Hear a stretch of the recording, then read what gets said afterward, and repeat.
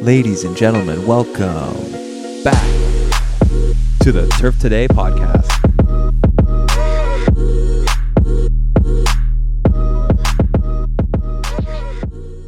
Nice to have everybody back. It's just me today. However, I have an amazing guest host that a lot of people, I'm sure, will know of. It's Casey Key from the Real Turf Crew. What's going on, man? Adam, can you hear me, brother? I can hear you. Can you hear me? Yeah, can you see me? Yep, we're good to go. Cool. You made it. Hey, sorry, brother. Oh, buddy, don't worry about it. I don't know last time I've been on Zoom. Yeah, no, I know. It's everybody that comes on here. They're like, oh, I haven't done one of these since COVID. So, Yeah. what's going on with you? Long day? Uh, yeah, it was a pretty long day. I tried to battle out as much as I could before we're getting hit with some rain right now. We got about 20 mils coming overnight. So, Nice. I was expecting the stump grinder to come from Turf Care, today, but I guess it got held off. It's at the Briars right now. Okay. So, Uh, So yeah, they held it off for we don't even know when we're getting it, but I dropped probably fucking 40 trees and just left a mess just expecting out him to there come because in and nothing, eh?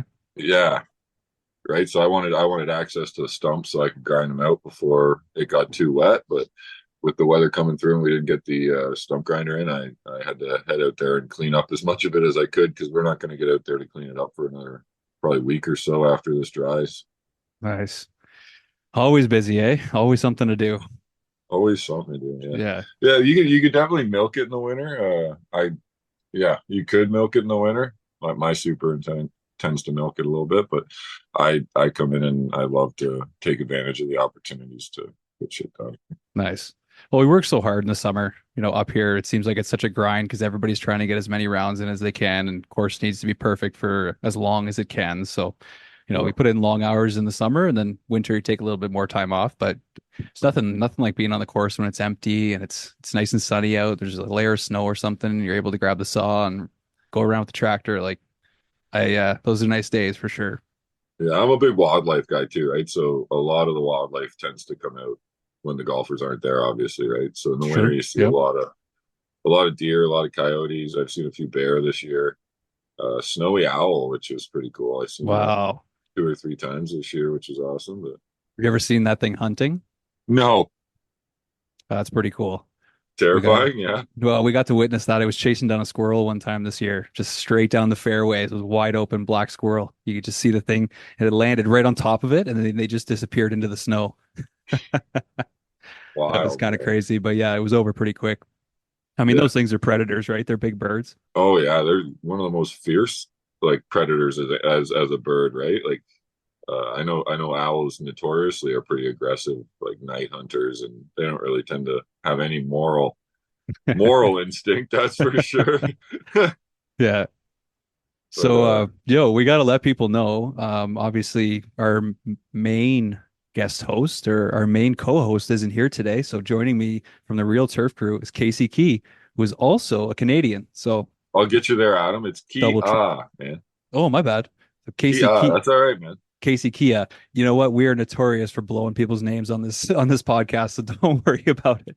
Man, you and every timekeeper that I grew up playing hockey with, all right. Every goal I scored, every penalty I got was Casey Key. So Okay, I don't blame you. interesting. Yeah, no, that's true. I always thought it was Key, so there you No. go. Awesome. So, man, well, one of the first things, obviously, before we get into our interview with, we're bringing on Chris Reavis. I thought it was Reavis this whole time. He told me it was Reavis. So there we go. 2 for 2. Those Hopefully. Canadians coming at it, I Oh think. man. So yeah, before we get to that, I'd love to just talk to everybody about the Real Turf Crew and kind of, how it was all started and where you're at now. It's obviously something I think a lot of people listen to the show will know about and follow you and, love everything you got going. So Yeah, no, absolutely. First of all, I want to say thanks for having me on, man. It's been a long time coming. it has. Obviously, Yeah. yeah, obviously, us getting together is pretty big, I think, in the eyes of the industry. If we come together and maybe bring even more guys and girls to the industry, I think that'd be great. But that's essentially what I started with when I started the Real Turf Crew. I'm coming from a construction background. My dad was a commercial developer. Um, I kind of took on the construction aspect of it. I wanted to be a project manager. He passed away when I was 19, and I made a bit of a shift and wanted to kind of relax a bit and find my way out to the golf course. I honestly, when I was 19, my transition was going to be a pro. Um, but I went to Georgian College up in Barrie, Ontario. For I those, got to cut you off and ask just for Trevor, because obviously this is when yeah. Trevor would cut in and say, "So what's the handicap?" My handicap, so I'm a 2.5. Oh, okay, there we go. Yeah, I can game, but I learned quickly while I was up there at Georgian College. So I took a bachelor's degree in business and golf management. The whole rollout of it was it's a co-op program, and my first year I would do turf. My second year I would do food and beverage, and then my third year I would do pro shop. So I'd get a taste of the entire industry. Coming from my construction background, where I really, really enjoyed, sorry, taking taking something that didn't look so great and making it look amazing. Waking up early in the construction industry as well, being able to take that and tie it into my golf, like my love for golf, was amazing in my first co-op term when I went out and worked at Barrie Country Club. I went out there with Ed Dota, and I didn't even look back, man. Like I honestly went back to them. I wrote an essay to them because they were forcing us to get the credits in food and beverage and pro shop in order to actually graduate. And I said, if I take a summer off to do food and beverage and then a summer off to do pro shop, I'm actually doing more harm to my career because I know exactly what I want to do now. I want to be in the turf industry. It was so exciting. It was cool because growing up, I'm sure you've got the same kind of taste for it. But growing up, I feel like the golf course, like the superintendent's industry, kind of took a hit when we were younger, and every time we were at the golf course seeing the superintendent, he kind of just looked like an old farmer. Hmm. Like not somebody that I necessarily like looked up to or was like, I want I want to get into his shoes. I want to do what he's doing. I never seen that side of it until I did my superintendent, like my co-op at Barrie Country Club. And I was like, man, this is such a cool industry. You get to learn such a vast vast amount of knowledge on everything. Like you're a plumber, you're an electrician. Everybody said it. You're a plumber, electrician. Yeah, you need to know how water works, how water drains. You need to know how machines work. You need to know how people work. You need to know how money works. You literally need to know almost everything that you could possibly know. And you get to have the love of waking up at 6 o'clock in the morning, going out to a sunrise, and like there's nothing to beat. So once I got into it, man, I was like, you can't top that for me. And I ended up convincing them to allow me to graduate with my degree and maintaining my co-op. Like I did 3 co-ops in at Barrie Country Club, and then continued to work at Barrie Country Club afterwards. But going back to me being me being in the construction industry, I would always take pictures and shit of my projects, and I'd want to post them up. And there's so many different accounts that I could tag, and I would get my shit shared all the time. I got into the golf course industry, man.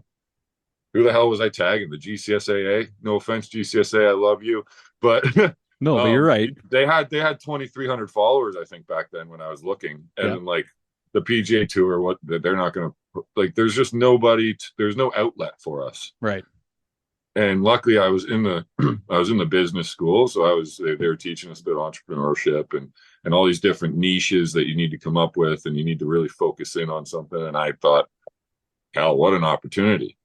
And I think when I started, I think you were only at like maybe 800 followers when I started. It was right around the same time. Yeah. Yeah, we were pretty much right aligned.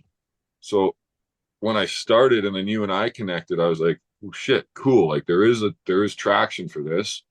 And then the followers started flowing in, and I was like, wow. Uh, and I quickly had to like kind of pull my boots up and be like, are you going to do something with this, or are you not going to do something with it? And the battle that I'm even still having is like the battle between, like, I'm a new superintendent. I didn't go to high school and have it in my mind like a lot of these like kind of prodigies, I would say. Their fathers were superintendents at private clubs, and they just were raised to be superintendents. I don't have that. I've just come into it, so I'm still by all means As much as I might have 50,000 followers, I'm still learning every day. I still love learning. I still love going to seminars and love going to conferences. The Canadian Open last year opened my eyes to so many different options and ideas and people. It was fantastic. But yeah, so I'm still all about the industry and growing my career. And then I'm also trying to obviously one-handedly take on the brand, which I think is an important thing for the industry, for us to show, Hmm.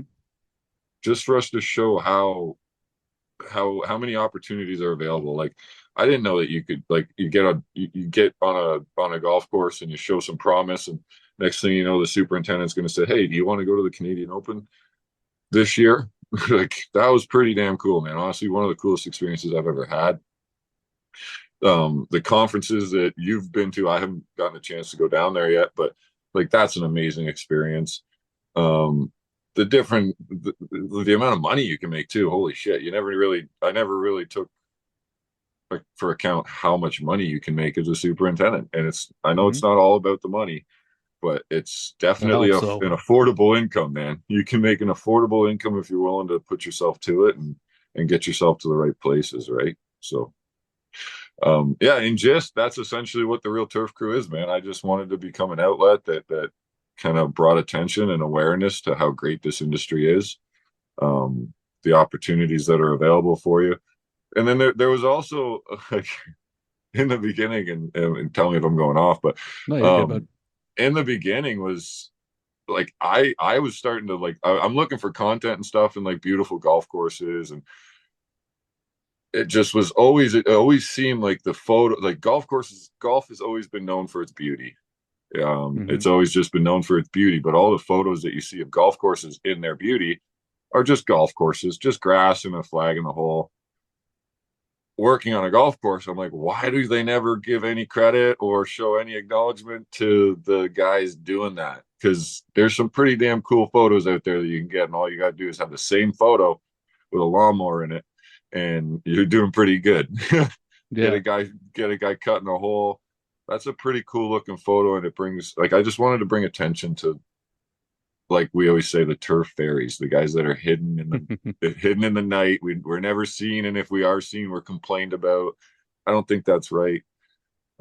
Yeah, I just want to bring attention to us, and then on top of that as well is the content that I was getting in the beginning. I started to notice was all like it was mostly PGA Tour stuff.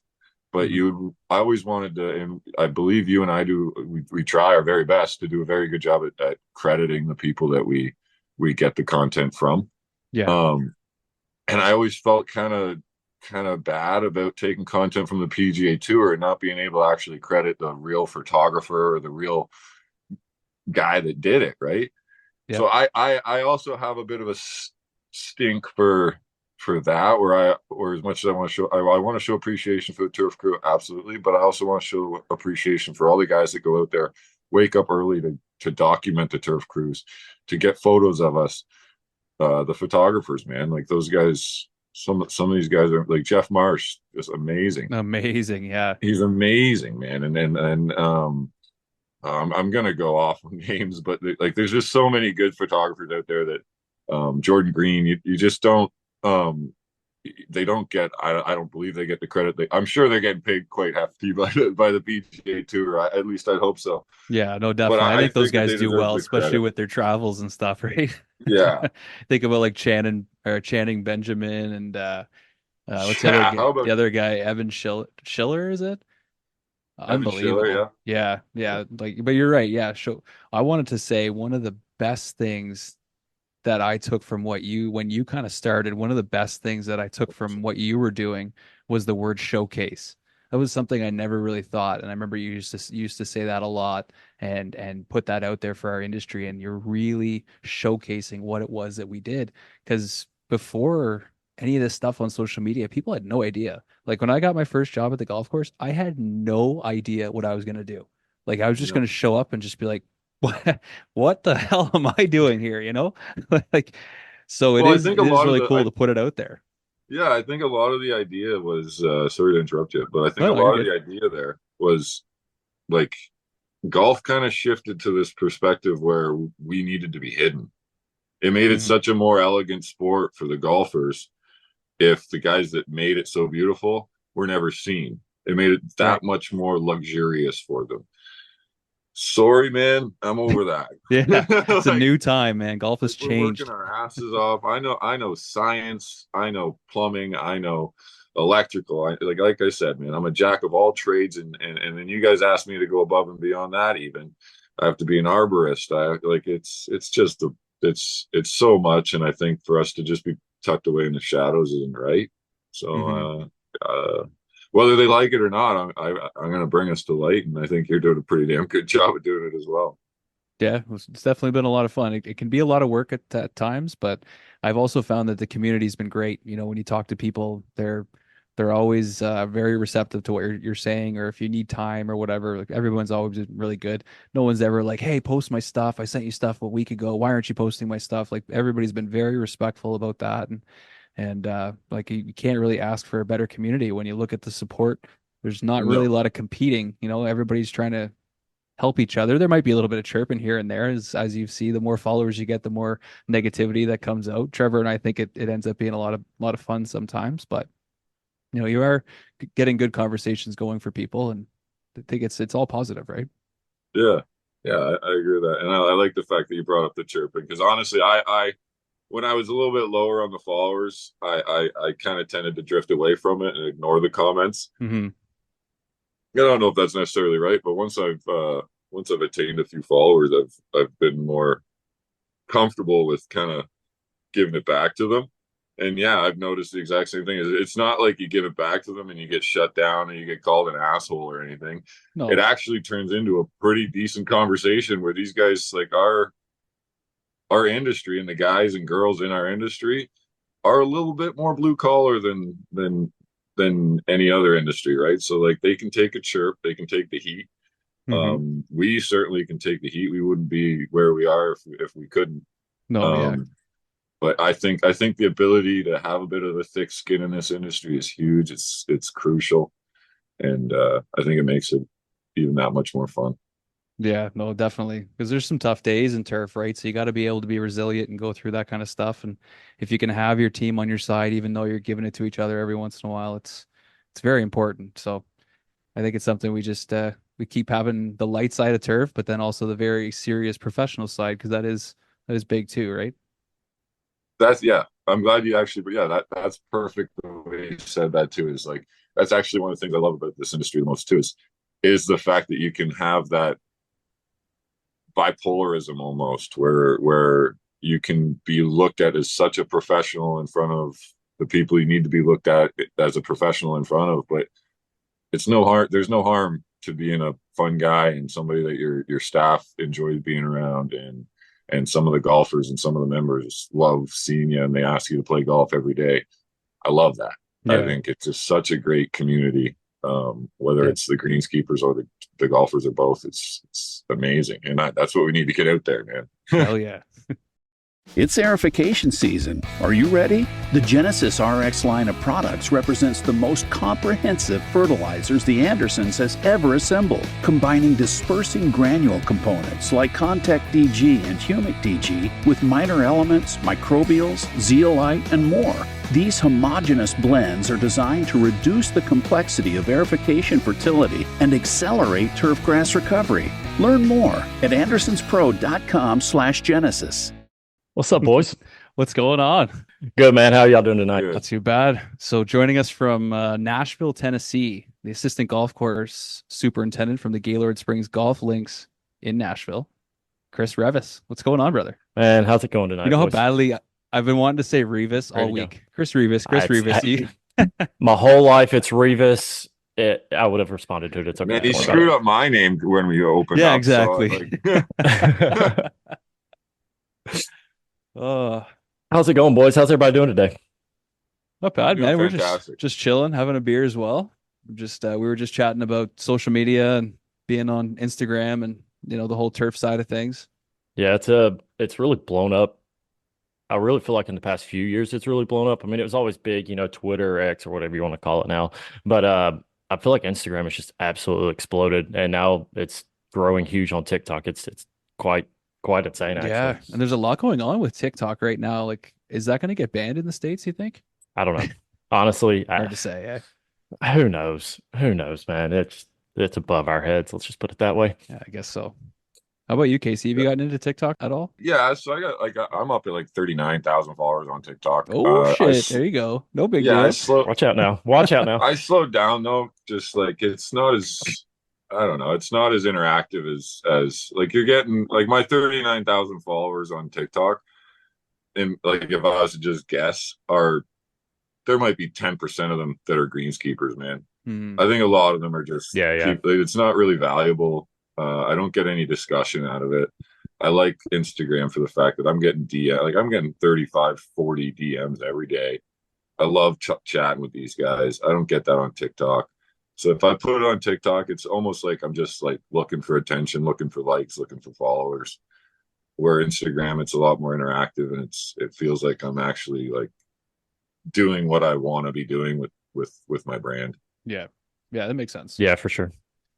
Yeah. Yeah, it makes total Is sense. that your favorite, Chris? Instagram? You're on there most? Yeah, yeah, I'm more Instagram than anything. I mean, of course I have a TikTok profile, but I don't post anything on it. A lot of Instagram. I'll share a lot of my stories that I post, and I think it's just an easy way to connect with people, see what other people are doing, and kind of show off what you're doing, to be honest. Hmm.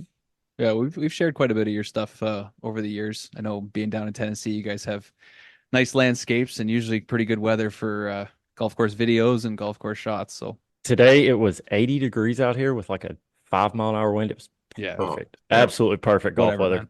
Course slammed. Course absolutely slammed. So it was Oh, I great. can imagine. So you've always been in Tennessee, right? That's home for you? Yeah, born and raised in Nashville.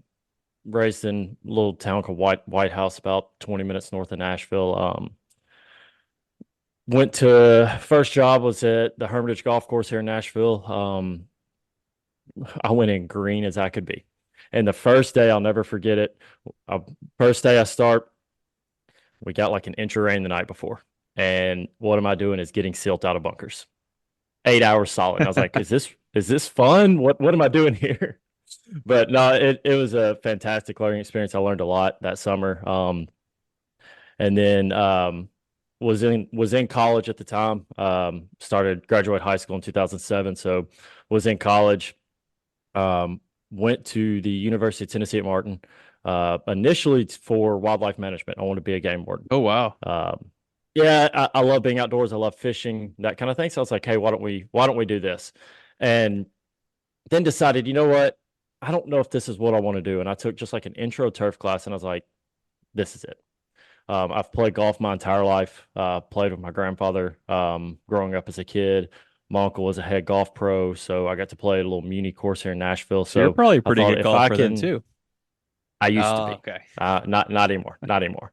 At one point, I was a single digit handicap. I'm probably like a 12-ish now. Okay. So it's not bad, but not where it used to be. Once I took that turf class, I just fell in love with it and realized that I could be in an industry and provide a great golf course for people to create the memories that I created with my grandfather growing up. And that was just kind of like the driving force for me to really pursue this career. Plus, you get to work outside on a golf course and you get free golf. So it's hard to beat that. Yeah, you can't beat that.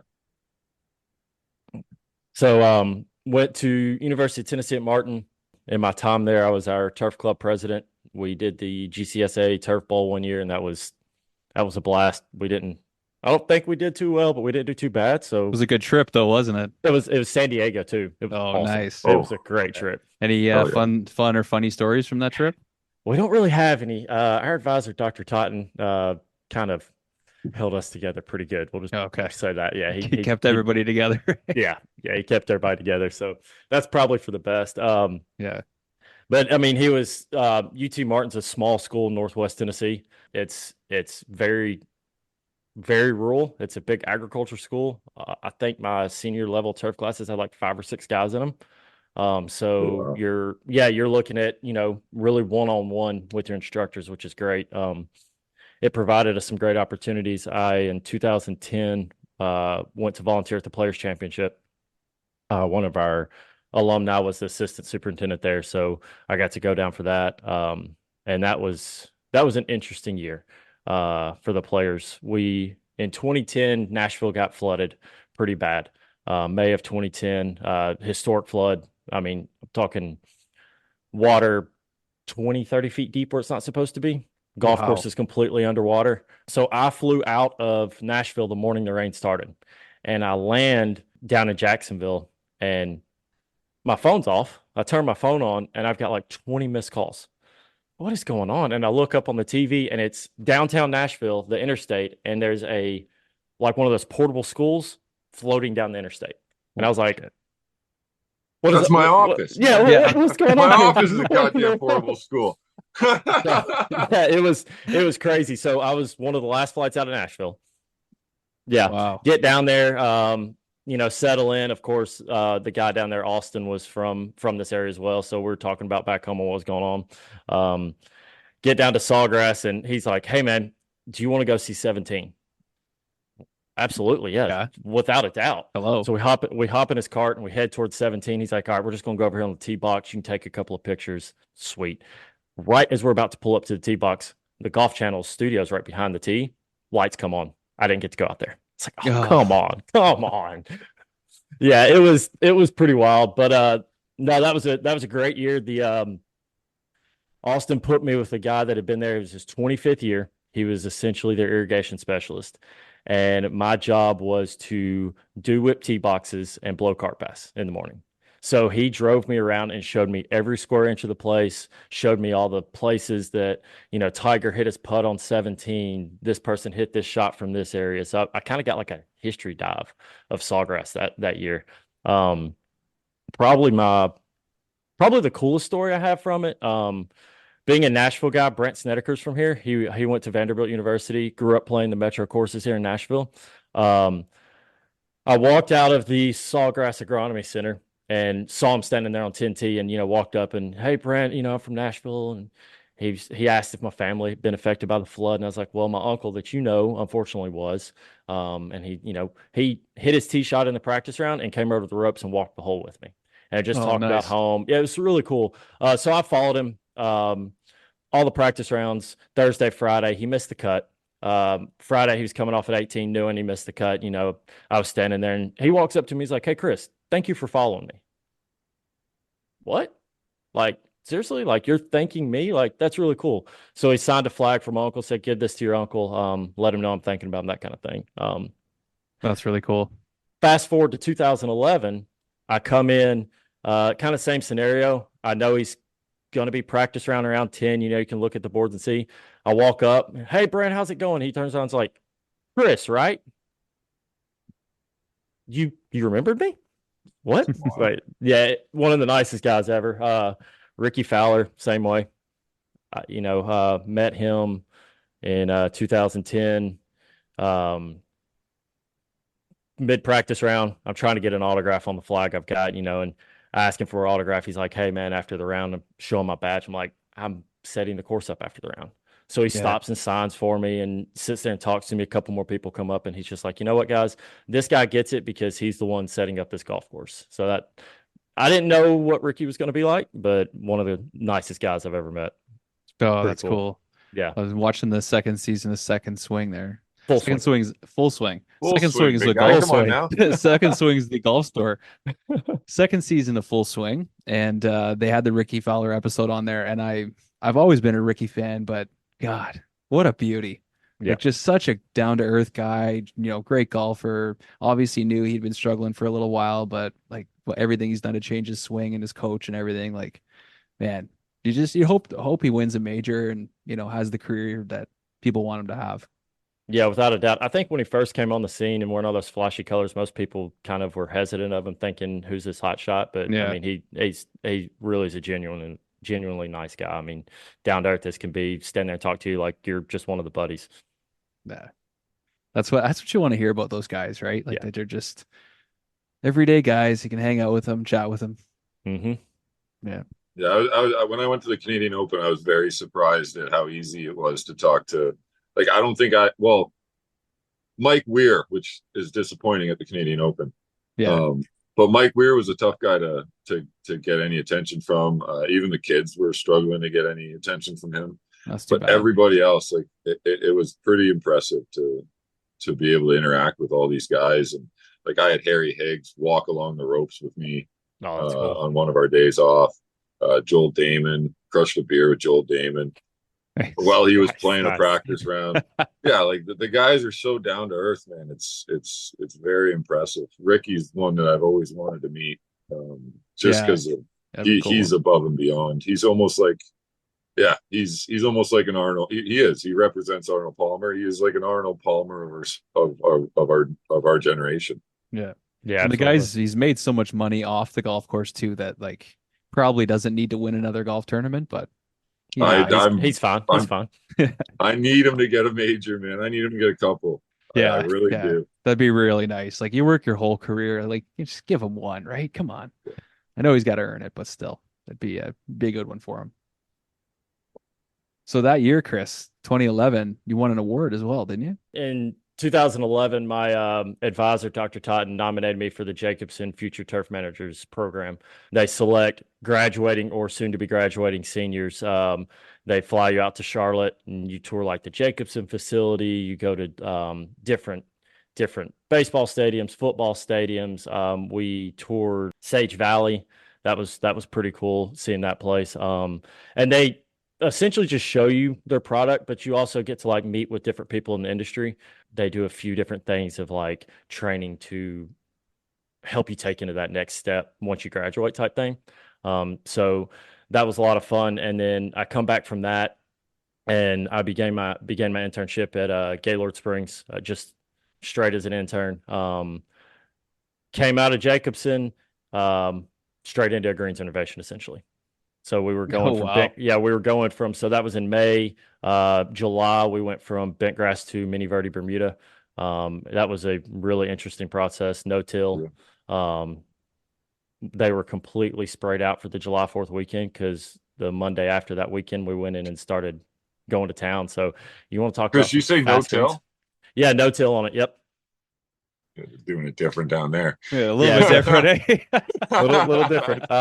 It was Cool. just, spray them out, and then we went in and just aerified the piss out of them, verticoated the piss out of them, and went in with the sprigs with a layer of sand.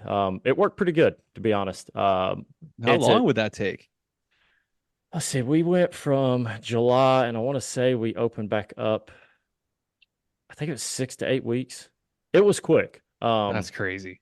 Yeah. What kind of crew are you working with to get that done, man? So I got eight guys. So I need to ask these questions. So that actually was that was hired out. Our staff didn't do it. Yeah. That was hired out. Could have probably done it back then. I don't remember our staff numbers then. Right now, counting everyone on staff, the superintendent, Chris Young, myself, the other assistant mechanics, a couple of horticulturists, we have 18 on staff right now. What's your course consist of, Chris? Is it just 18 holes? Yep. Yeah, 18 driving holes, range. driving range. Yeah, 18 holes at the driving range, 4 practice greens and a nursery. So we're in a really unique situation. So we're 2-3 miles in a straight line out of Nashville International Airport. We're right on the Cumberland River, and I've got probably 100-foot limestone bluff on the other side. So the Cumberland's on the east, and this bluff's on the west. The course is oriented straight north-south. We call it a Scottish link style. Everything's back to back. Everything's rolling hills. They moved a lot of dirt when they built it. So it's a really neat, unique golf course for the Nashville area, where most of it's kind of either your old school tree lined country clubs or your kind of championship golf, open holes, not really near each other, that kind of thing. You can hit it about three fairways across at our place and still be in play. So it's great. That's nice. It's a good place. I'd fit in quite well. Yeah, the slice off the tee works well there, doesn't it? Yeah. Well, and we do a lot of, because we're associated with Gaylord Opryland Hotel, we're a resort course. We do a lot of scrambles for like corporate outings that are going to have their conference at the hotel. They want to come over for the day. So you get a lot of golfers that may play once or twice a year, and that's it. Yeah. So we try to set the course up just as forgiving as possible for those events. We want them to enjoy the round, but we also, don't want it to take 6.5 hours because Hmm. we do a lot of scrambles. I think one week last fall, we did 7 in 5 days. Oh boy. So and I'm talking 144 people, full course ballots. Yeah, 8 a.m. shotguns. Wow. Yeah. Gotta have some healthy turf for that, man. Yeah, Yeah. and the biggest part of it is our staff. So my superintendent, he really wants the guys to buy into what we're doing, and he wants them to take accountability for the golf course. So anytime anybody has an idea or thinks something that may help us, we're open ears to it. We may use it, we may not, but what it's allowed for us to build something to where we do one of our biggest events is a country music singer. I'm not going to say who. His charity event every year. It's an 8 o'clock shotgun. So a lot of these 8 o'clock shotguns, what sets us apart from other courses in the area, we'll come in at 3:30 or 4 and mow all the short grass. We'll mow tees, fairways, approaches. We'll rake all the bunkers. We'll buffalo blow everything. To be able to get our guys to come in at 3:30, 4 o'clock, like they are at the point now where they ask if we're doing it. We don't even have to Right. say, hey, who's willing to? They're like, hey, am I coming in at 3:30 tomorrow to mow fairways? So, and we've created that by allowing people to have a real good work-life balance. I think that's something that's big in our industry, big in especially this newer generation of workers. It's not, you don't have the guy that wants to put in 60 hours a week to do it. He wants Hmm. to put in 40 and then go home. That's kind of, so we allow guys, if you need to take a day off to do something with the family or go on vacation, do it. Hmm. Just know when you're here, we're gonna get after it and get some stuff done.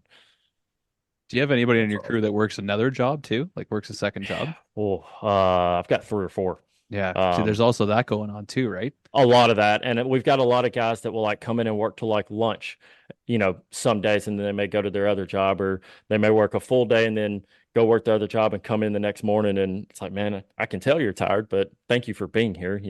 I Yeah. appreciate you showing up today. So it's a really good situation out there.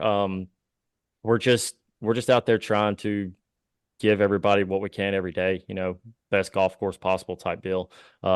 We kind of have a mindset of making the course a little bit better each and every day. Y'all know that, come summertime, it starts to become just repetitive over and over and over, and it feels like you're doing the same thing every single day. We're trying to find just one little thing. Are the ball washers full of fresh water? Let's get that taken care of. Just one thing every day to make us just a little bit better. So something we try to strive for. That's huge. I wish I could focus on the small things like ball washers. I'm so busy cutting down trees and trying to make grass grow, but that's We'll put that's some good, trees on man. the ground in the winter. The winter's our time. So our kind of shoulder golf seasons are from about right now until 1st of November. And then December, January, February, it's cold. We are Bermuda greens, so we cover in the winter. If the temperatures get below 24, 23, that range, for an extended period, we're going to pull covers. We've got double covers as well. So if it's going to get in the teens, or like it did last year, it was -4 one day here, which was insane for Nashville, Tennessee. It does not get that cold here. Wow. Canadians, y'all are used to that. We weren't ready for it. But you put the double covers on. That's going to take 4 or 5 hours. And once those temperatures get back up, you're taking them right back off. You're rolling the greens, you're putting the flags in, and you're going for golf. So it can be kind of intense. Wow. I remember we lived in Memphis and playing golf down there in the winter. There would be covers that would be sitting behind greens sometimes, Mhm. or sitting beside greens, just waiting. Yep. Yeah. Yep.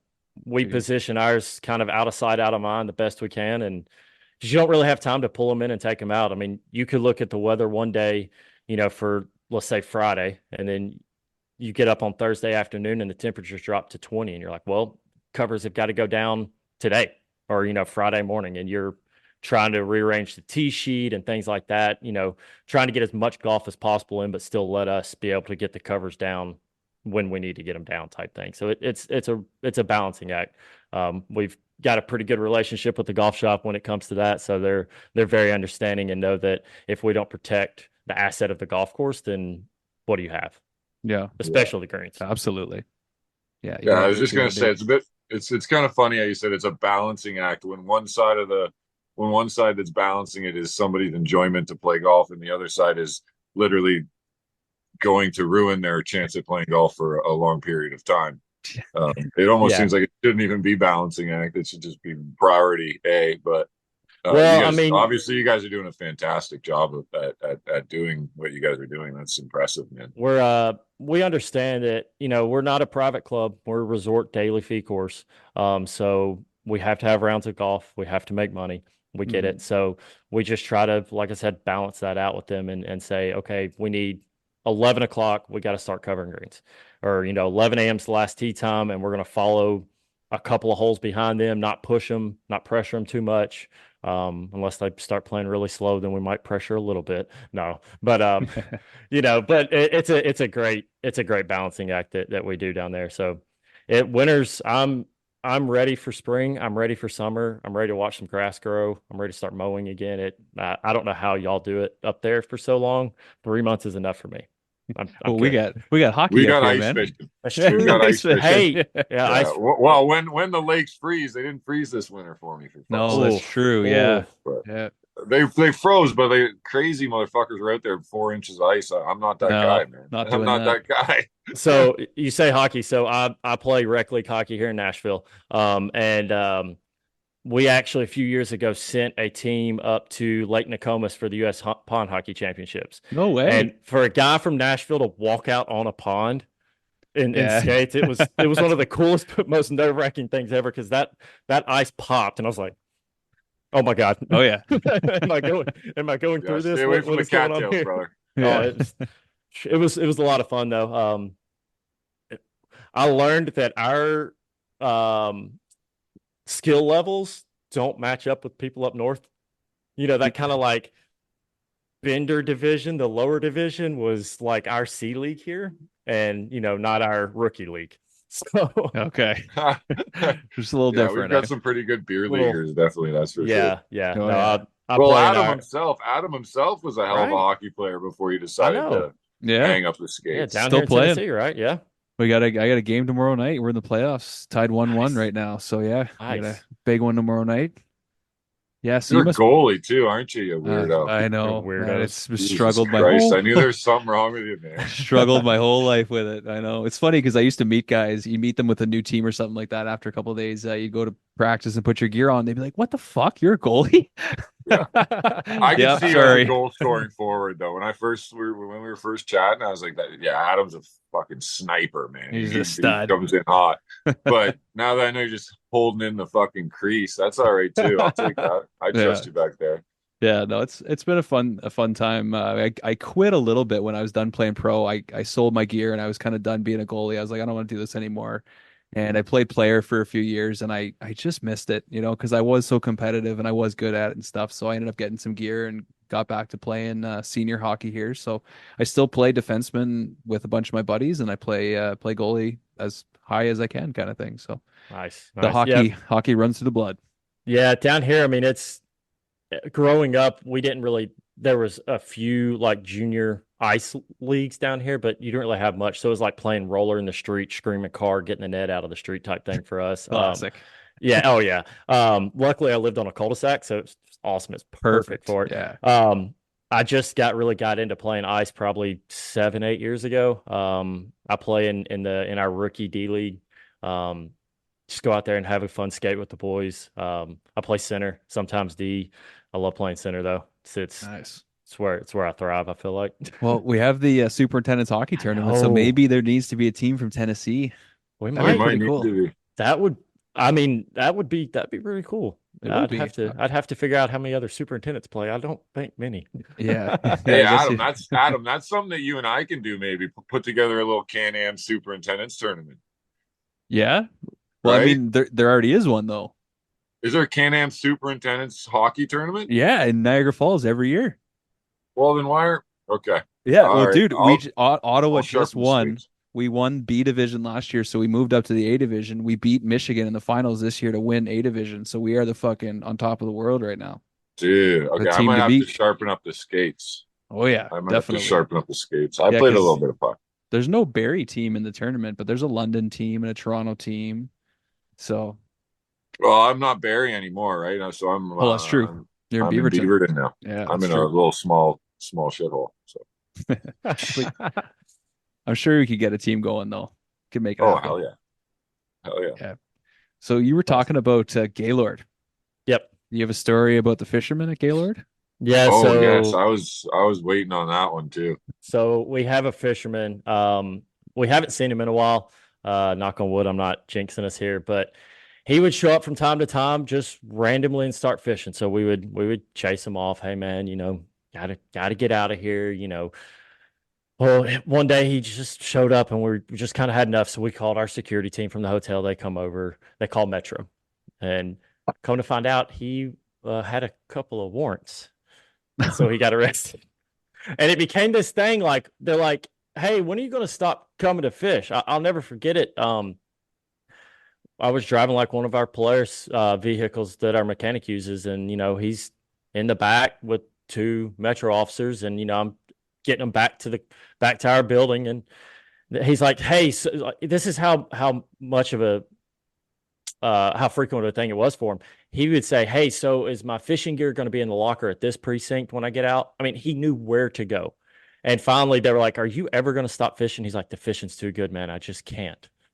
What is going on here? Like, and it was kind of freaky because there's sometimes like myself and my superintendent may go in at 3:30 to maybe do like a soil lap that needs to be watered in before the greens mowers get there, and then need to mow the greens because that's the crazy stuff that we do to get it done. But there was one time that we got him on the golf course, and he was like, "Hey, I was wondering, y'all almost caught me this morning when y'all came out here. Why were y'all here so early?" And I'm like, you were here? I had no idea he was there.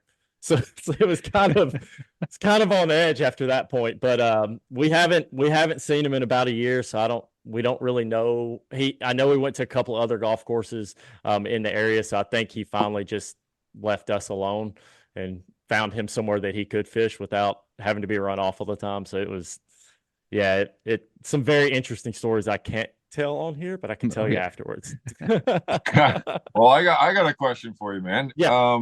How long did it take you for you to get out there with a rod and catch some of those fucking fish? Because if that guy's getting arrested for catching good fish and he keeps coming back, sorry, man, I'm out there at 2 o'clock in the morning in a tin boat. Well, during aerification, when the course is closed down, that last day when everything's kind of wrapped up and I've clocked out for the day, that I might go throw a line here and there, and it's ridiculous. Is it really? Yeah. Good I mean, you you. can just it's nothing like it's a lot of largemouth bass. It's nothing like 12, 15-pound bass, but you can just stand out there and catch fish just nonstop.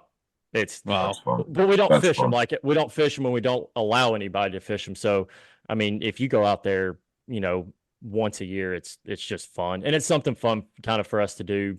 To be done with airification. All right, who wants to go fish for 10 minutes before it gets dark? Type deal. That's So, cool. yeah, it's another one of those things. Like I said, trying to do stuff for the crew. We do we'll do crew lunches. Sometimes we'll like cook breakfast if we have an 8 o'clock shotgun. Everybody comes in.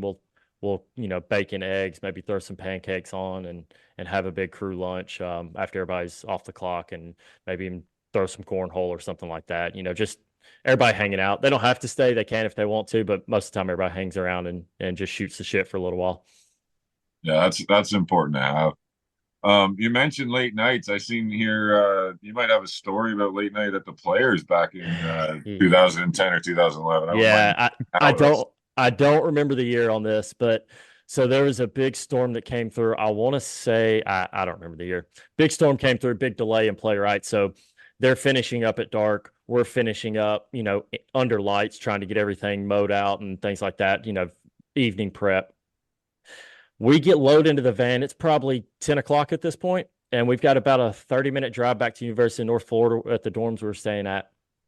And we get a call. The van driver gets a call, and he's like, "Do I need to turn around and come back?" And we're all just kind of sitting there kind of in anticipation. Somebody had walked to the parking lot that was to the right of number 8, the par 3, and got in their car, and instead of leaving, drove into the golf course on the cart path. No way. and I think maybe like cut a corner. There's a couple little spots where had to like pitchfork some rough type deal. But they stopped him before he got to the green.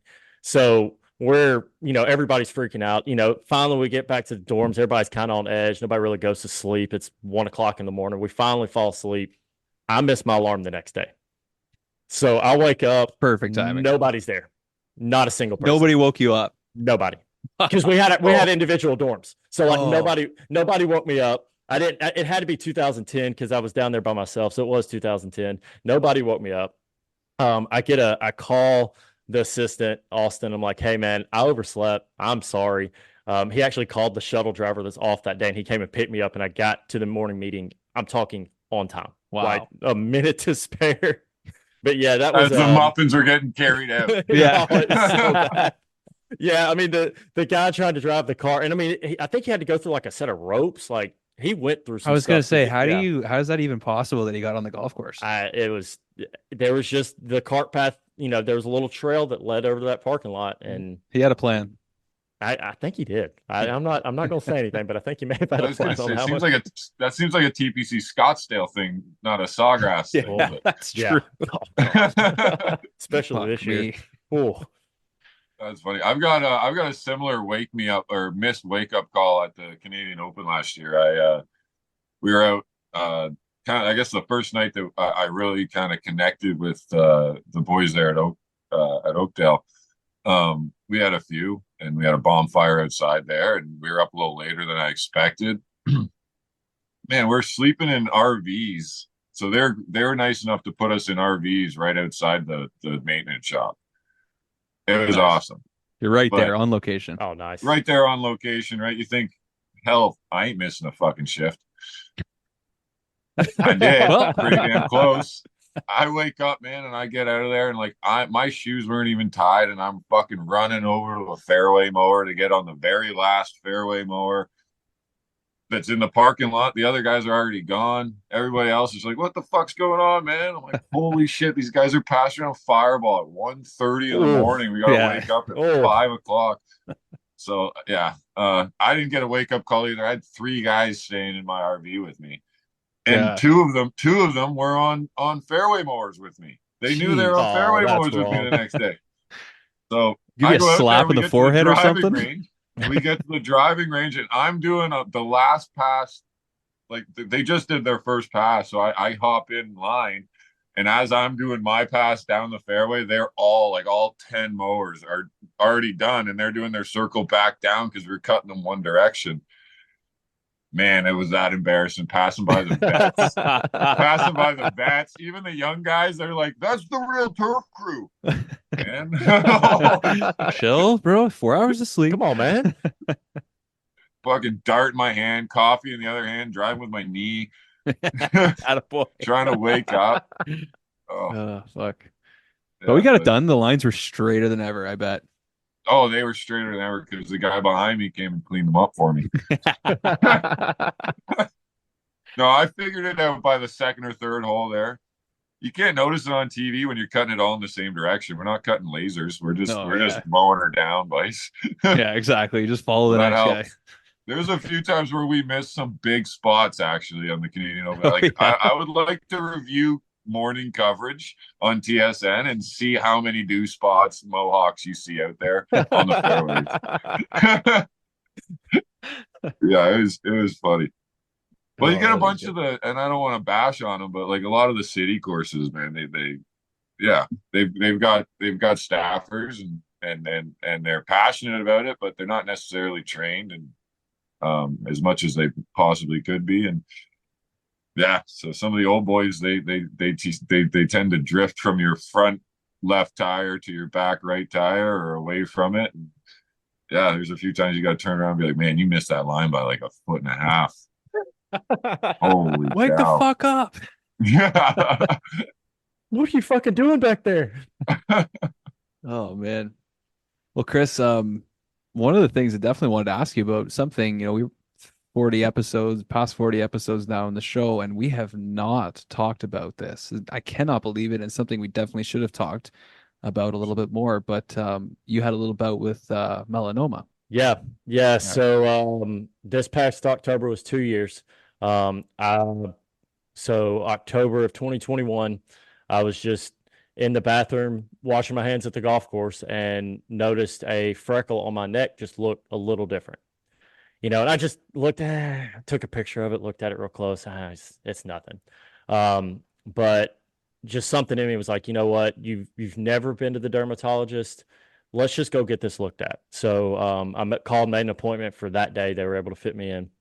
Walked in, show my dermatologist, and she's like, "We're just going to biopsy it. It's probably nothing. No big deal." 7 days later, she called me at like 5 p.m. on a Friday. I was like, "This isn't good." Fuck. Yeah. So it was melanoma in situ, stage 1A. Still in that first layer of skin. We caught it extremely, extremely early. I was lucky that I went then. After it was all said and done, she said, "You waited 6 months to a year. This could have been worse." It was on my neck, right by my lymph node. I got a good scar right on the side of my neck. They went in and did essentially a big removal of skin, $50 size, quarter size on my neck. Did some testing on it, sewed me up.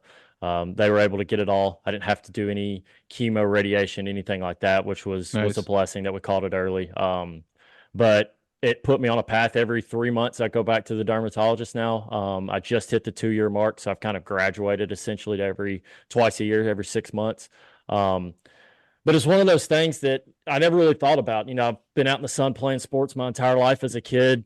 It's really hard to put on sunscreen when it comes to working outside because you're just going to sweat it off, right? And Hmm. when we're busy out there and busting ass, you don't really think, oh, I need to reapply my sunscreen right now. But it kind of put me on a different path with that. I don't wear sunscreen like I should, but we do wear a lot of like SPF fishing shirts, like the collared button down fishing shirts now, long sleeve. I wear a lot of long sleeve shirts nowadays, just to try to protect my skin as much as possible. Actually ended up being kind of a blessing for someone else. One of our girls that works in the grill room, I was telling her about it, and she said, "I've got this mole on my back I need to go get looked at." It was also melanoma. Wow. So yeah, so she caught hers quick as well. I was able to have it just cut out and be done with it. But it's one of those things that you don't think about. But I mean, everybody should go get their skin checked, especially in our field, twice a year. My dermatologist actually has a hashtag they use, hashtag get naked. Mm. So that's something that I stand behind now. It was scary hearing, hey, this is melanoma. Luckily, like I said, we caught it extremely early, and I was thankful that my dermatologist and the doctors got it all. Hmm. It's one of those things that just it sets you back and it makes you rethink, what you're doing, and let's take the time to take care of myself, health wise as well. Right. That golf course will be there long after I'm gone, hopefully. So let's not kill myself trying to make it really good. Well, I know it's something I always think about being outside, and I do a terrible job with sunscreen. I know other people talk about it. One of the conferences I was at a couple years ago, they actually had a whole dermatology setup, and they were scanning your skin and telling you about things. So I'm Hmm. sure you've done a bunch of education and learning about this stuff. Could you just give us a quick rundown of maybe what people should be looking for when they're looking at their own skin? Yeah, so what you kind of want to, do skin checks on yourself. If it's something on your back, get somebody to look at it if you can't see it. Look for anything that's changed shape, kind of an irregular shape or multicolored. The spot on my neck looked like a normal freckle, but it had a very dark reverse C in it. And that reverse C was what the melanoma is. So anything that's not that is asymmetrical, and is they typically, I can't remember how big it's supposed to be, but this one was small. I think it's like over a pin tip or something like that. But it just be looking for it. Any changes to it, go get it looked at. If the perimeters of it look a little funny and you're not sure, go get it looked at. I've actually had two other spots that I told my dermatologist about, and they cut them off, and they were considered precancerous cells.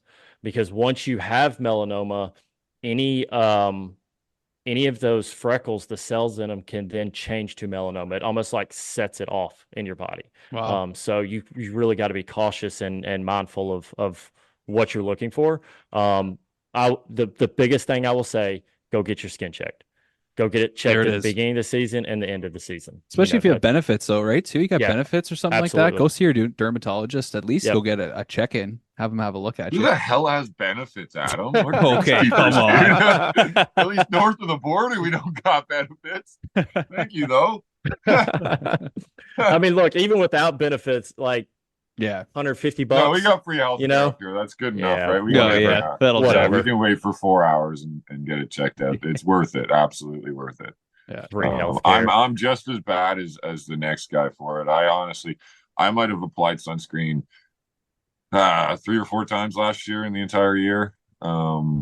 Yeah, so reading that about you, Chris, there, and hearing your story absolutely helps me out a little bit and makes me realize like it's not something to brush off, right? Like we're in the sun every day. From the time the sun rises over the horizon, sometimes to the time the sun sets over the other side there, right? So if you're getting that much access to the sun, you definitely got to take care of it. And good for you, and congratulations. I'm glad you got to it before it got serious, man. Yeah, my dermatologist really kind of played it down for me. And when I went back for my post-op after they had stitched my neck up, I kind of played it off. So I'm glad we caught this. Not a big deal. And she's like, that was one of the deepest in situs I've seen. She was like, Wow. and she said it was right by your lymph node. Melanoma attacks the brainstem. It goes for the brain. That's what it goes for. Yeah, so like explain Jeez. some listeners might not understand, but the lymph node there is like one of the most vulnerable parts of your body, and for it to be right next to it is literally it's the potential for it to do whatever it wants and take over your entire body, essentially. Yeah, it's kind of the highway for your body. Once it gets in a lymph node, it can go anywhere. So it was a scary situation, but I feel like myself and people around me are better off after it because I'm trying to just get them to just go to the doctor. That's all I got to do. It takes an hour. Just go get it looked at. All right. I think we should have some fun here, boys. Let's do it. Put up a little question box here today on the old Instagram. Put it up kind of late, so we only got a handful here. But Eli Householder got aerification next week. Do you guys have any tips or tricks? Wow. What's your best tip or trick for aeration, boys? Where is he doing it? Sorry, I didn't hear that. You want my first tip? Solid tine. If you got a small crew, solid tine. Ninja time. Ninja time, Or baby. ninja time. Yeah. Ninja time. Ninja time it. Cut the water off 2 days before. Get the greens dry. Make Get those them nice plugs and dry. dry. Yeah, make those plugs Dry 'em dry. out. Yeah. Hey, that's a really good one. Yeah, if you're gonna plug them, definitely dry it out. Do you guys like to put sand down before you aerate if you're just punching?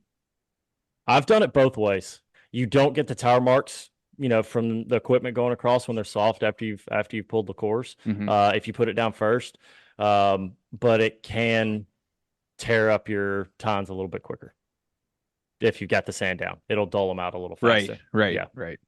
I feel you. Yeah, I haven't really had the time to notice that, but I'm glad you brought that up, man. Like that's something I'm gonna kind of look out for because like I've only been at this course for 2 years and I've been going sand and then tining it. So I'm gonna keep an eye on my wear and tear there. Yeah. We like doing that just because what Chris was saying about the wear patterns and stuff and driving on it. You're punching and there's already sand there. So as the vibration of the aerator's going, the sand's already falling in and then you start brushing it around and stuff. So it does work. But if you're pulling cores, that might be a bit of a different story too. Yeah. I've done it. I've done it pulling a 3/8 inch core. You just pick up a little extra sand. Yeah. If the box is going to pick up sand. Another trick that we do, we also verticut our greens after we airify them and sand and drag, and top dress and drag them. We'll verticut them to work that sand down in even more. Just take the baskets off and run them across. Interesting. If he's more of a like labor intensive, if they're about to go into a labor intensive week, if that's what's about to happen, then you might want to tell him to rest his feet up, maybe get a pedicure. He did call it aerification week, so yeah, okay, so yeah, you might want to show up with bare feet and roll your jeans up a bit. You want to be light on your feet next week, buddy. If you're going to be pushing snow shovels all week long. Oh yeah, they might be doing tees and fairways. Who knows? that's the worst. Like I'm grateful that I've made it this far in my career that I don't have to get behind one of those shovels too often. That's for sure. Yeah. All right. Our buddy Ort Wino, he's saying, I don't play golf that much, but is 3 sets of clubs too many? I don't know. You know, As it's long as funny. you leave one for the greenskeepers every time you go out, I'm fine with it. Yeah. Leave a club for me. I actually thought Oh, about going to hit golf balls up at a course by my house today after work, and I walked out in the garage, and my clubs are at the shop at my course. So maybe I need 2 sets, Ah, see, yeah, right? I used to do that too. I'd leave my clubs at the course all the time and I'd fuck myself. So yeah, having a second set, that's not a bad idea. Or that Saturday, you and the boys are going to play another course, and you got to go buy yours to pick your clubs Right, up because you right. left them there Friday afternoon. Damn. yeah. So now that you mentioned that, man, you're so right. I leave my clubs at the course all the time. And there's lots of Mhm. times where I'm down south or something with a buddy, and he comes up with the idea to go play around a golf. If I could have, yeah, if I could have an extra set of clubs, you're right. An extra set doesn't hurt. And I've got an extra set of irons. I just don't got a full set. Three though, dude, you need to No. unless you got a place in unless you got three fucking vacation homes. I don't know what you need three sets of clubs for. I know somebody that has more than 3 sets of clubs. Yeah, Sorry. Trevor Larson, I bet, isn't A it? Is it garage full, Trevor? probably. Fuck yeah, that guy's got a lot of golf clubs. Well, I didn't when I went to see him, I didn't even bring clubs. He's like, "Oh, just come down here, we'll figure it out." He grabbed a bag and he just started grabbing things off the wall. What kind of Probably putter got do you every like? every Vokey wedge known to man in his garage, probably. Oh yeah, man's Oh got a man. collection. Wim the greenskeeper. Oh, love him. Oh. When stuck, buy the guys a cake or a round of beer. Round of beer. Yeah, beer. Well, how old are they? Wait, how old are they? Are they students? Like, what do you? Yeah, so I guess he means like if somebody gets a piece of equipment stuck, do they owe a cake for the shop or do they owe a case of beer for the Oh, a shop? case of beer. A case of beer. It'll make me forget the stupidity you just fucking did. Looks like I I got to like it. buy my mechanic a case of beer because I got stuck today. Nice. I Tell was us. putting a nice Tell us. little I was putting Tell a us. nice little white layer of sand on the bunkers today, just filling the top dresser up, backing it in, driving out type deal. And I went in out a different way than I went in, and Mm. I kind of high centered it and had to take the walk of shame back to the shop because my radio was at the shop as well. Oh no, the double. It was close. It was, I was 100 yards from it, but he actually happened to be walking out of the shop and just looked at me. Hey, I need you to come get me unstuck, please. Go. We're right here. It happens. Man, I was similar when at Barry there, I worked under a guy named Ed Doda, who's a bit of a like he's more or less the farmer. I don't know if you heard us earlier before, Chris, but the farmer superintendent Hmm. version. And then the Grant Murphy took over for him. Grant Murphy is the reason why I'm where I am right now and why I'm pursuing this industry is because he showed me that you can be clean cut and still like you can be a professional in this industry. I think it might have been his third day on the job, and I was trying to impress him. And we wanted to go out and top dress the driving range. We've never top dressed a driving range, so I was like, "This is cool. This guy's on the next level of taking care of a golf course. Let's do this. I know how to drive a tractor. Let me do that job."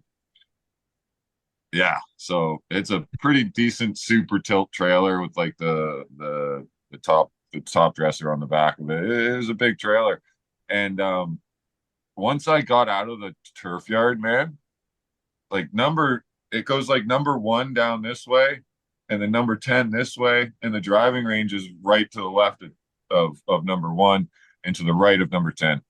Um, when I came out of the shop there, I got to the cart path and I looked and I was like, huh, this isn't as easy as I thought. It's nothing but hills and small banks and tight corners.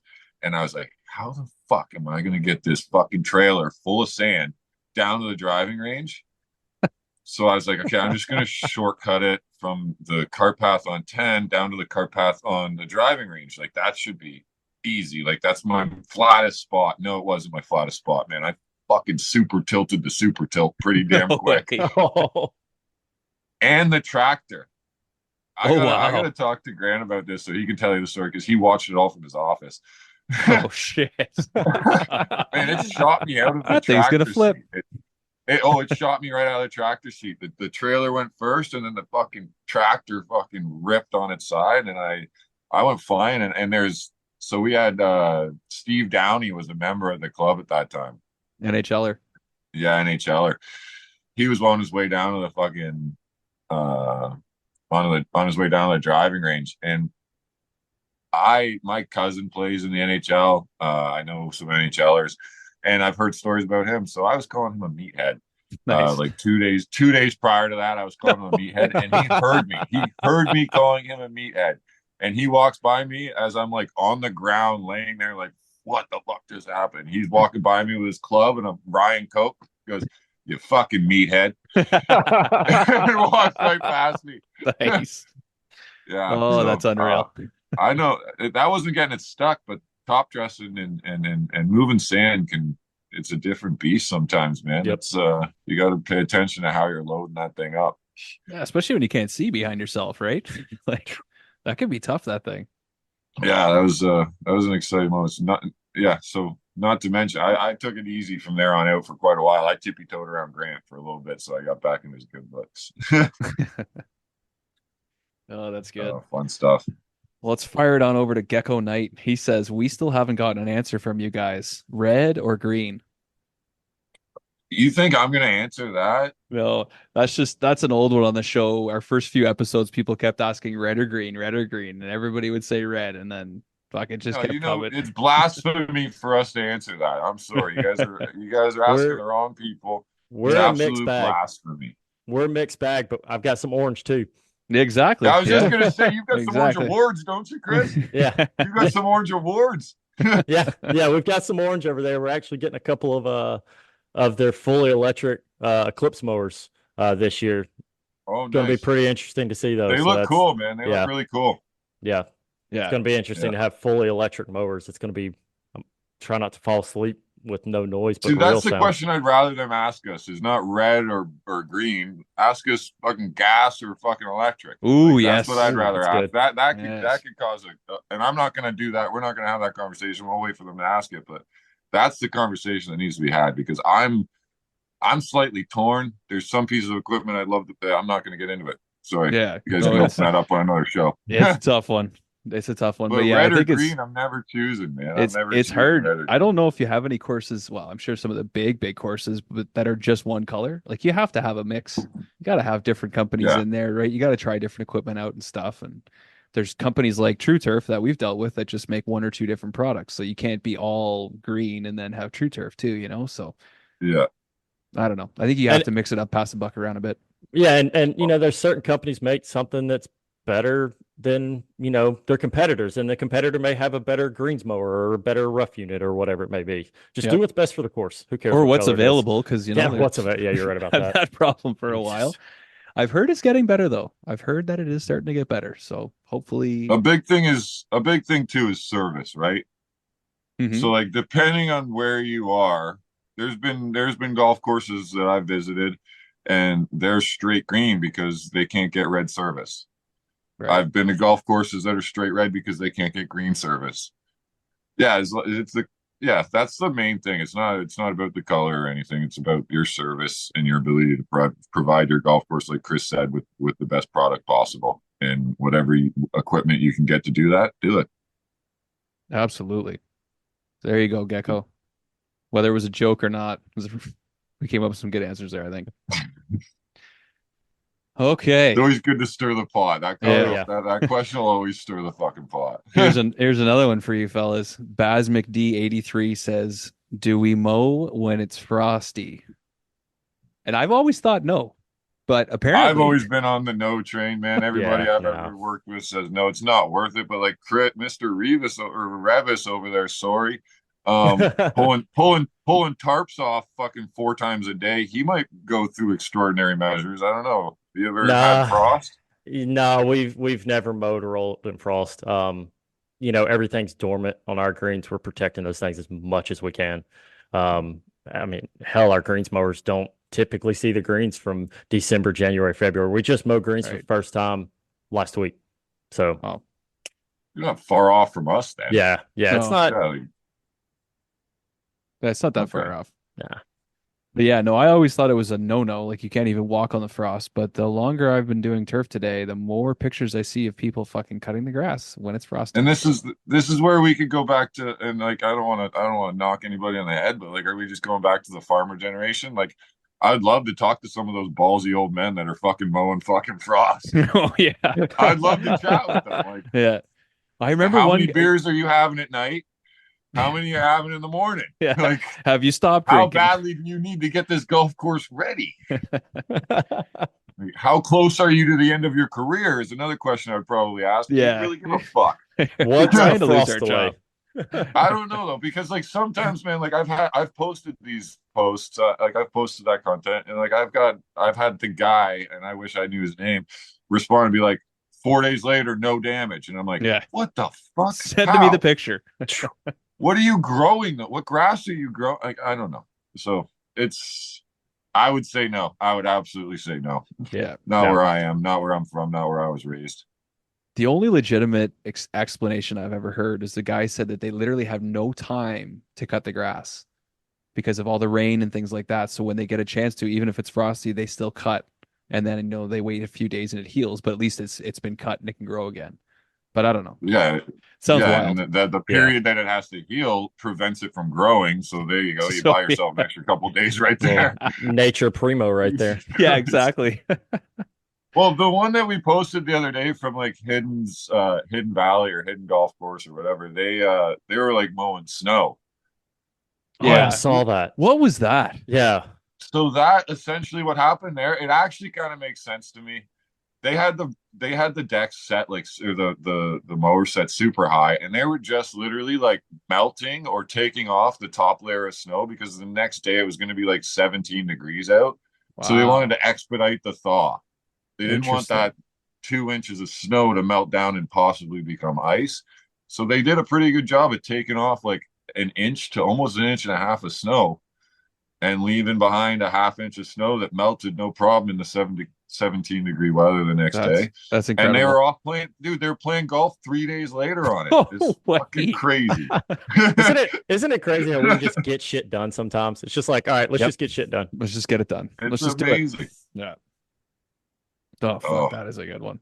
And we still get bitched at for fucking running a line trimmer 40 feet away from them while they're teeing off. Yeah.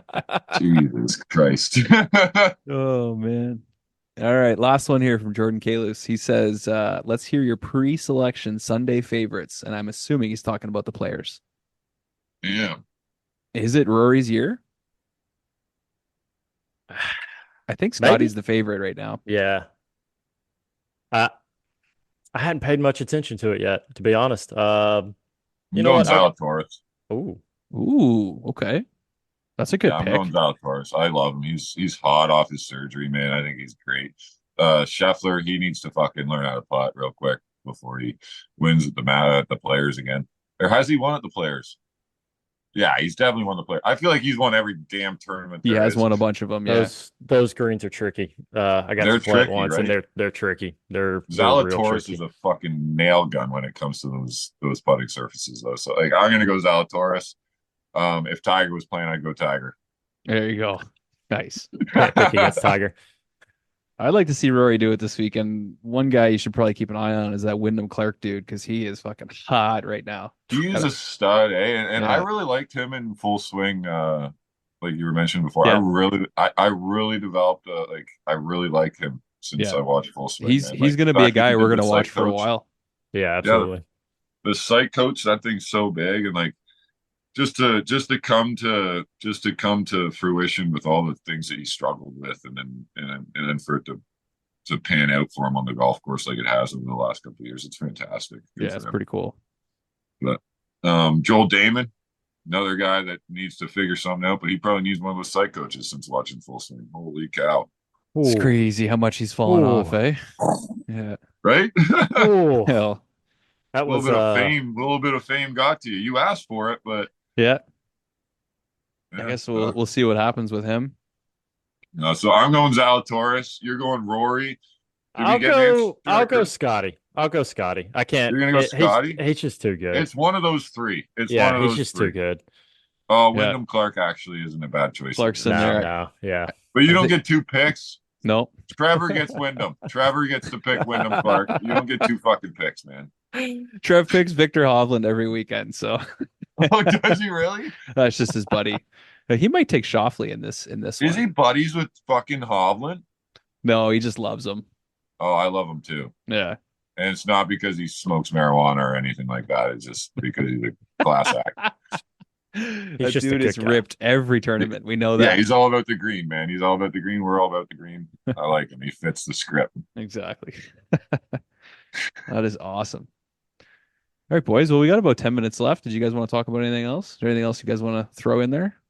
Oh, I don't.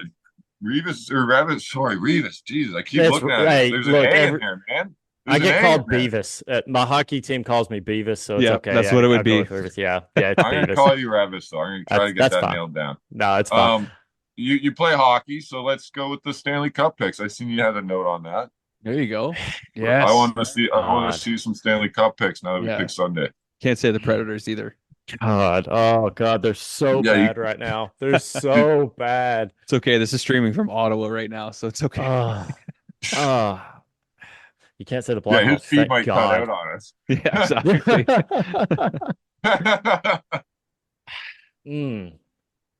I don't know, to be honest. I mean, the Bruins are solid all the time.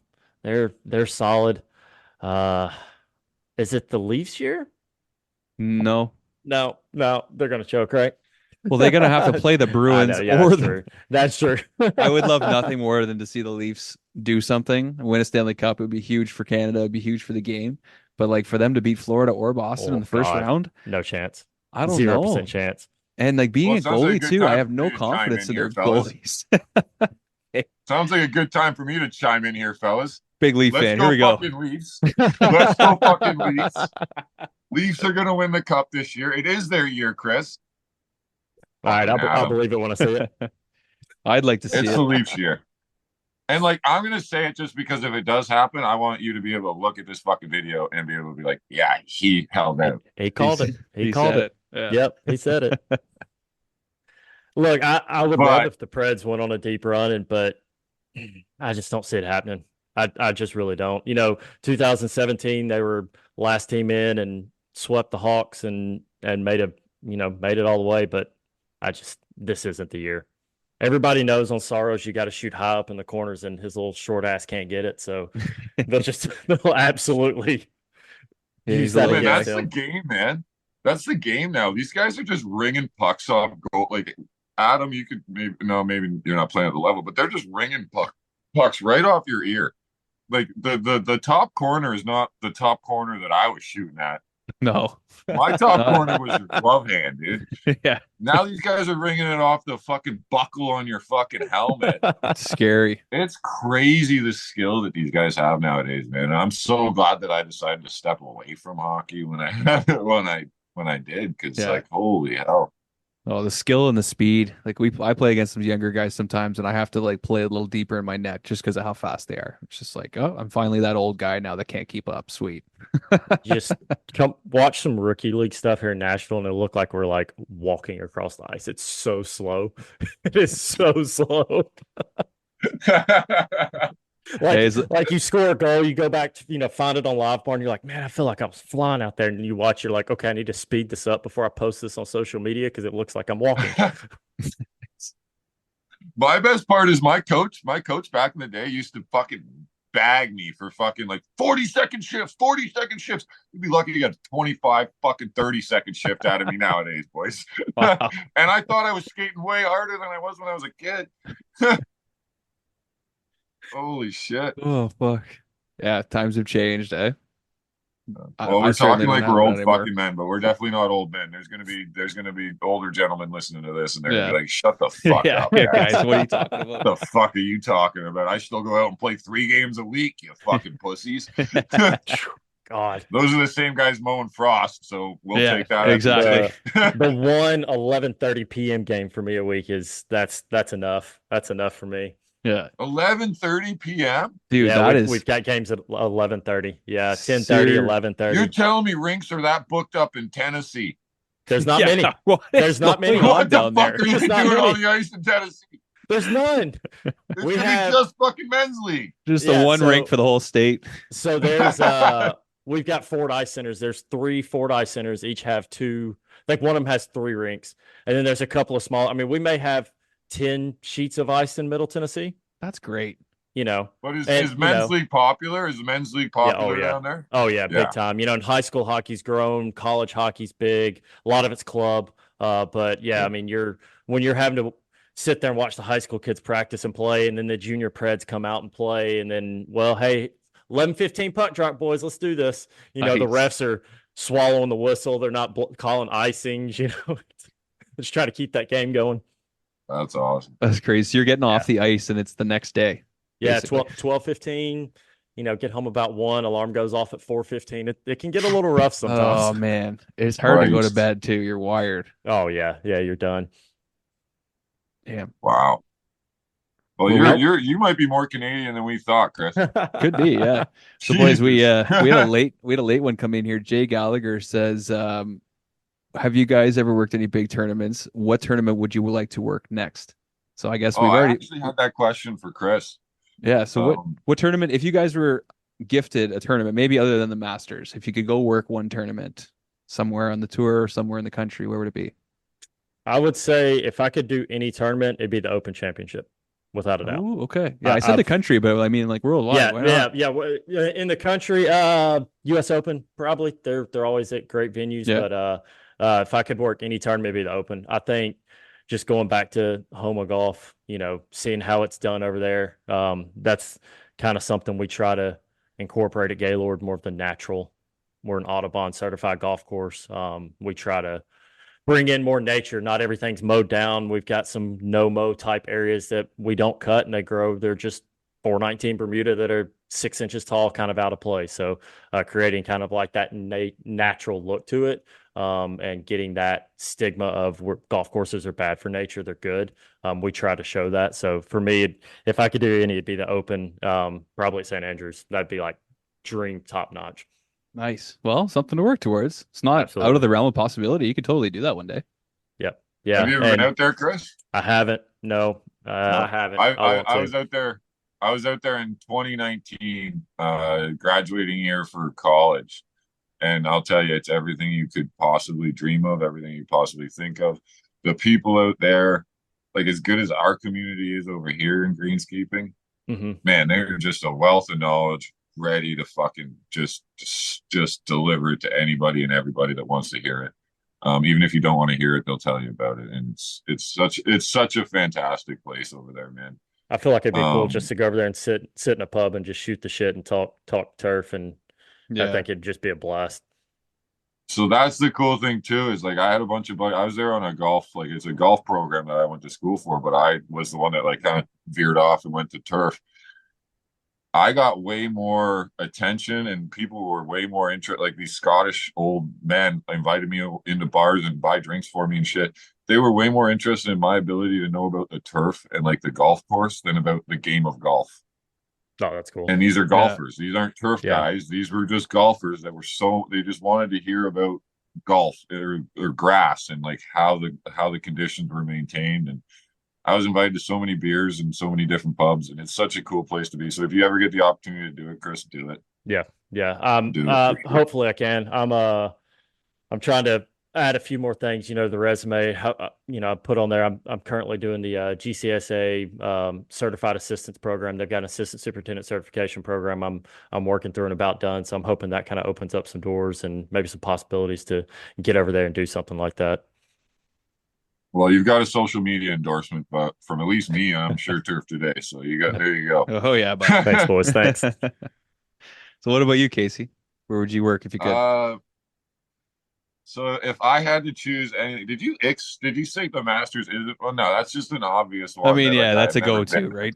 Yeah. I've never been there, so um the shitty thing is like I would have said, like if you had asked me last year or even 2 years ago, I would have said get me out to Scottsdale. Hmm. I've always loved Scotty Hebert. I've followed him from like the time I started following you, I think, like from the time you and I connected. Like I've always looked up to that guy and thought that he ran that golf course in an interesting way. I like the environment and the atmosphere of that golf tournament. This year, man, holy shit. Dude. Absolute dumpster fire. Like I'm sick of it. Like Yeah. I can go to Queens and fucking go to their homecoming if I want to see that much of a fucking drunk fest. Like I don't need that. Yeah, Scotty got out at a So good time, didn't he? Oh, oh my God. goodness me. I mean, Did that was a he shit ever get show. out? What a shit show, right? Like it's an absolute like I was proud of that golf tournament for a long time and thinking like, okay, we know how to have fun, but stay within the fucking boundaries. And then all of a sudden, all these other idiots that don't even fucking play golf, in my opinion, heard of this golf tournament, came over and just torched through all the lines and Oh, just fucking made an absolute mockery of the tournament. It might like in my opinion, it might never recover. I'm be hard pretty like to. they might have to Yeah. change the venue to Yeah. recover, in my opinion. Like Like the they players fucked are sick themselves. of it, right? So, Yeah. So I'm gonna have to jump bandwagon with Chris there and say U.S. Open. It's the only one. Like I'm sorry to any of the other golf courses that I can't like commit to because they're all nice golf courses, but the U.S. Open always has a fucking stellar and almost like a unique setting. And yeah, you can't go wrong with choosing the US Open. And it's always so like it's always polar. Like last year was different than this year, and this year is going to be so different from last year. And yeah, I would have to go the US Open. nice. How That's about you, a Canadian Adam? good Open one. was a fucking blast though. I don't want to dock that. Anybody who any turf guys out there that are considering doing the Canadian Open, do the Canadian Open. Yeah. If they find a guy named Mark Preer, hit him Yes. up. Hit up Mark Preer at the Canadian Open. He will be He'll there. make sure you have a good time. But find me Absolutely. too. I want to join in. I want to join in on that good time. Yeah, I worked the Canadian Open when there was that Glen Abbey there. It was that right before COVID. That must have been like 17 or 18 when DJ won it. But yeah, it was an Yeah, absolute blast. Yeah, same yeah. thing. Guys were sleeping on the front lawn, just like intense and stuff like that. It was so good. But no, we interviewed Kieran Colleen last year, who's a was a greenkeeper that worked at the Ryder Cup over in Italy last year. Oh, And at just Oh, Marco yeah, yeah, yeah. Simone. I'm Marco Simone and Yep. hearing the stories and just all the preparation and how professional it all was and everything. That I feel like that would just be such a cool spot. Because he was telling the story like they were kind of like rock stars walking around there because they were the ones taking care of the course and I everything, feel right? cheated now. I feel fucking cheated now. You're right. Ryder Cup's the fucking answer all day long. I think it's Bethpage Black coming up, isn't it? Yeah, man, that Yeah, No one's man. gonna be way. That so will. cool. Yeah, yeah, Yeah, with a couple years from now, that's gonna be Okay, that's really pretty cool. damn fucking yeah. It's cool. gonna Yeah. be. That's gonna be awesome. Good answer, Adam. That's a great answer. The Ryder Cup's fantastic. Yeah, and to segue into that, we can tell people now we've been sitting on this for a while, but next week's interview is going to be with Laura Arias, the superintendent from Marco Simone. So we're Nice. really looking forward to that one. She's pretty That's excited too. You know, we told her story and talked about her a little bit being pregnant during that tournament last year. It's just unbelievable. So we're really looking forward to that. If people have questions and stuff and want to ask her, definitely start getting those in because that'll be a good interview for sure. yeah, that girl's an absolute phenom, man. She's doing amazing stuff over there. She's worked her ass off. All the awards that she's won, maybe Oh even yeah, more than Chris. Maybe even more than Chris. possibly. Nah, way more than me. Way more than me. Yeah, it's crazy what she did. I mean, to produce that caliber of a golf course while carrying a child. I mean, that's hats off. Hats Yeah, off to her. yeah. No, And it's it's amazing. not an easy. It wasn't an easy venue. Like I've talked to a lot of guys in the industry, a lot of guys like not only in the turf industry but like as pros, and I've gotten their opinion on whether or not that was going to play as a good golf course for the Ryder Cup. And all of them had mixed reviews. They all said like it's not really the best venue for it and all this. But then I spoke to them afterwards, and they were amazed with what she was able to, her and her team, so they were able to put together. And that just honestly is it's so reassuring to me, and I'm sure to you too, Adam. Where like a big part of our approach to this to our mission and our goals and building this community is to bring in more female greenskeepers, and Mhm. and it's not just a male industry. It's not a male dominant industry. There's a lot of females in this industry that are 10 times better at our job than you and I are. Yep. And Absolutely. Laura is a fantastic example of that. So I'm really excited for you to have her on next week, man. That's gonna be awesome.